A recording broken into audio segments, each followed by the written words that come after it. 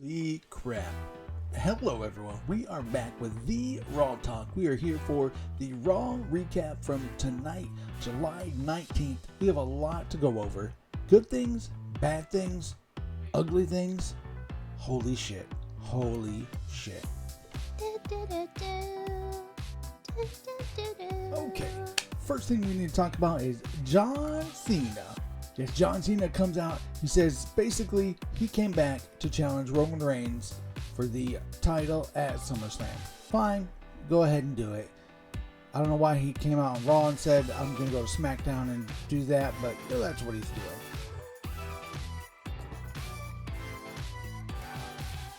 Riddle comes out and he goes bro, and they bro a lot, and it's really fucking lame. I don't know what to say about it really, but that was all we got from John Cena. We'll see him on SmackDown. Alright, then we basically have a rematch from last night. It was the first match of the night, Riddle and the Viking Raiders versus John Morrison, AJ Styles, and Omos. They have a back and forth, everyone gets a shot, we got double team moves, blah blah blah. When it comes down to it, Riddle sprays Omos in the back with his with Miz's dripstick, and then throws the dripstick at Miz, framing him. Omos turns around, sees Miz with the dripstick, gets mad at the Miz. While all that distraction is going, the Vikings double team John Morrison with the finisher and get the win. It's also stated on later in the night that the Viking Raiders did so good during their match, they are going to get a rematch against AJ and Omos for the Raw Tag Team titles. I don't know why they're going to do that, but maybe AJ and Omos are going to lose the titles now. Who knows? Then in the second match of the night, we have a Symphony of Destruction Falls Count Anywhere match for Elias versus Jackson Ryker. I believe these two guys have been feuding for like 3 years now. They used to be buddies, and then they started fighting. I don't even know why they started fighting, but whatever. Either way, there's musical instruments all around the ring. It's pretty meh for a hardcore match. They hit people with drums. At one point, they smash a cello. They do a bunch of moves on top of a piano. It's pretty whatever. Jackson Ryker gets the win after superplexing Elias from the top rope outside of the ring onto a table. He pins him and he gets the win. So that was pretty meh. Hopefully their feud is done and they can both move on. I know they're both great wrestlers. I think they should have been a tag team more because they fit well together. But now we'll just have to see which direction they go. I can kind of see one or both of them moving down to NXT, not gonna lie. There's some weird backstage segment with Mansoor and Mustafa Ali. I guess they're gonna team up next week. Alright, so they're gonna be a team, or one of them's gonna betray the other, or something. They've been leading this up for weeks and weeks and weeks. Whatever. We're gonna see Mansoor and Mustafa next week in a tag team match. Woohoo. Alright, so then we have Charlotte Flair coming out to be, gloating about her championship. She's now an 11-time WWE Women's Champion. If you count the last Divas Championship, 5 on Raw, 5 on SmackDown.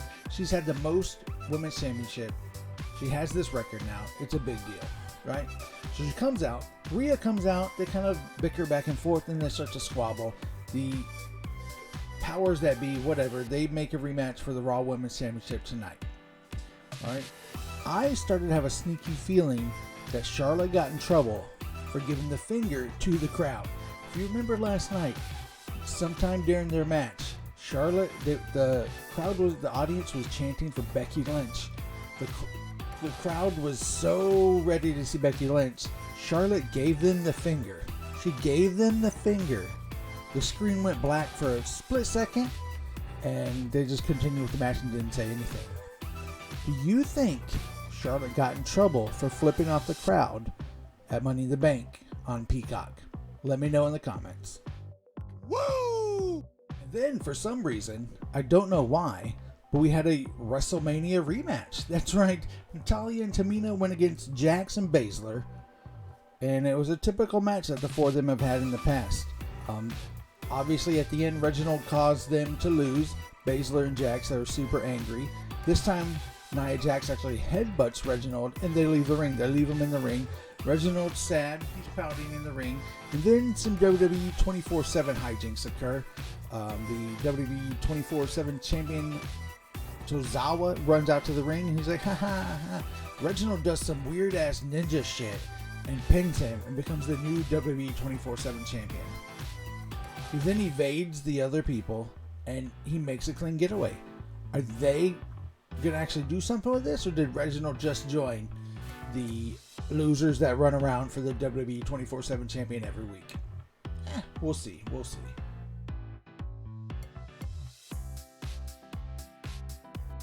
All right, then we have one of those championship contenders matches.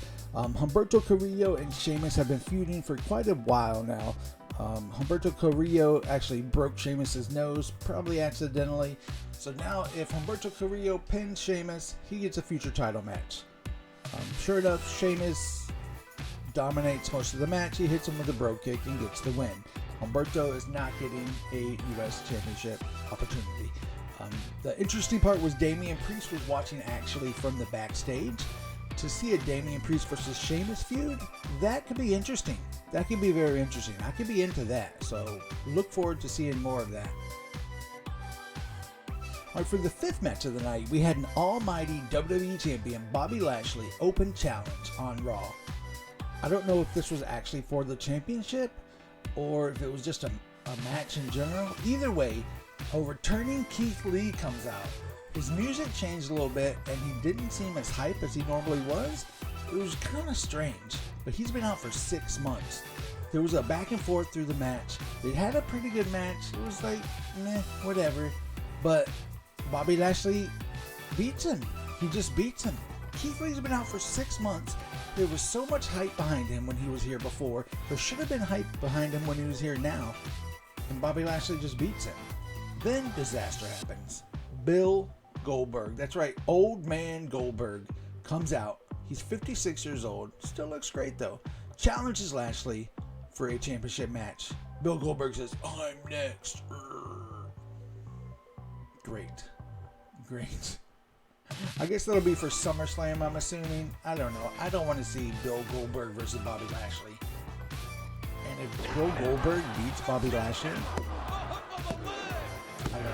I just don't know what to say about that. All right, then we have some segment with Jinder Mahal, Veer, and Shanky in the ring. It's actually Jinder Mahal's birthday, so they're like, yeah, sing happy birthday. And Shanky starts to sing happy birthday, and it's very bad singing. Luckily, Drew McIntyre breaks it up. He comes in with a chair, and he chases out Mahal and Veer, and then he literally murders Shanky with the chair. He breaks the chair over Shanky. Poor Shanky, this rookie, just got his ass beat viciously with the chair. Drew McIntyre gets another chair and beats him some more, and that's kind of how they end it. So the feud with Drew McIntyre and Jinder Mahal will be continuing, at least for a little bit. Holy shit, guys, I got excited. Karrion Kross was going to make his Raw debut tonight. He's still the NXT champion. This happened with Kevin Owens. Kevin Owens came up to the main roster, still had the NXT Championship match, and he worked a little bit of both until he lost the NXT Championship. Karrion Kross comes up. He's exciting. One weird thing is Scarlett's not with him. Where the hell's Scarlett? If we have Karrion Kross called up, you better damn well have Scarlett called up. He has a match tonight against Jeff Hardy, and I'm like, damn, I start to feel bad for Jeff Hardy. Because I'm thinking, great, Karrion Kross is just going to squash Jeff Hardy, look dominant, and then move on. And poor Jeff Hardy is just going to look like garbage, right? Wrong. I was wrong. Jeff Hardy actually gets a win after a very short matchup. He has his feet on the ropes, he pins him for the 3, and he escapes. He leaves the ring. Karrion Kross makes him think, he just made a big mistake. What do you mean he made a big mistake? He beat you? That was his mistake? Like, no one in NXT can beat Karrion Kross, but Jeff Hardy and Raw can beat Karrion Kross. I really don't know how I feel about this. I feel like Keith Lee came back after 6 months and they just buried him. Karrion Kross just debuted and they just had him lose to Jeff Hardy. I really don't know. I really don't know, chat. I really don't know what they're going for here. All right, then we had a Bliss segment in Alexa's Playground. Eva Marie and Doudrop show up. It was kind of dumb. Eva Marie's still being the mean girl. Doudrop wants to be friends or something. And Bliss is like, don't mess with Lily. Is that the doll's name? Lily? I don't even know. And then Eva has like the worst trip and fall I've ever seen. Like, it looks like she tried to trip and failed tripping, but then tripped anyway. Either way, they're somehow in some sort of something together. So we're gonna see Alexa Bliss and Eva Marie feud, I guess. I don't know. They left and they were on the swings and blah blah blah. I really like what they're doing with Alexa Bliss's character, and I hope they can move forward and do something cool with it. Now we're on to our main event. Raw Women's Championship match. Rhea Ripley gets her rematch against Charlotte Flair. I still kept thinking, Flair's getting punished. She flipped off the crowd. Peacock didn't like it. NBC said, oh, flip off the crowd? No, fuck you. Fuck you, Charlotte Flair. That's what I thought it was. Either way, they go back and forth for a bit. Rhea Ripley's really selling her knee injury. Flair eventually hits Rhea in the face with her title, and Rhea actually wins by disqualification. Charlotte Flair goes back into the ring and makes them announce still Raw Women's Champion Charlotte Flair, right? Because she's like, I got you. You won by DQ. You don't get shit. Then Rhea actually gets back into the ring, even though she was just injured. She brutally attacks Charlotte Flair, like she just beats her up a lot, and then it happens. This is super exciting. It happens the day after Money in the Bank. Nikki A.S.H. runs out with the briefcase, cashes it in, does a crossbody off the top rope, pins Charlotte Flair for the 1, 2, 3, and wins that championship. That's right. She wins the goddamn women's Raw Women's title the night after Money in the Bank. She goes out into the crowd. She's super excited. This was a big deal. Makes me think they really did punish Charlotte Flair. It really does. But seeing Nikki Cross, aka Nikki A.S.H., almost a superhero, get the Raw Women's title, it's pretty cool. And that's how they ended Raw. They quickly ended Raw right after the cash-in. So it'll be interesting to see where they move forward with all the storylines and everything. Hopefully, Keith Lee isn't buried down to oblivion. Hopefully, Karrion Kross isn't buried down to oblivion. I'm so confused at what's going to happen. Overall, the show was good. At some points, I was kind of bored. Some points seemed it was just a rehash of yesterday's matches, which yesterday I really enjoyed. So it'll be interesting to see where they go with the storylines. I hope to see you guys jump into my stream. Remember, you can catch me at twitch.tv/FnordRom every Monday night for the Raw Talk, where we listen to Raw live on Twitch while we watch it in the Discord, and we have our commentary. We talk about the show while it's going on. We have predictions, we have polls, all that stuff. I hope to see you guys there.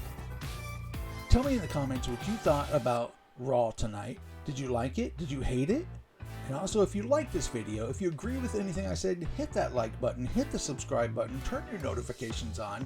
I'm going to be posting so much more wrestling content, and I think you're going to like it. I'll see you guys next time. Tomorrow is NXT, so we'll see if Karrion Kross or anything happens with that, since he is the NXT champion still. And yeah, I'm excited for NXT. See what happens. So we'll see you tomorrow. Remember, I'll be live at Twitch 7 p.m. for NXT. Goodbye.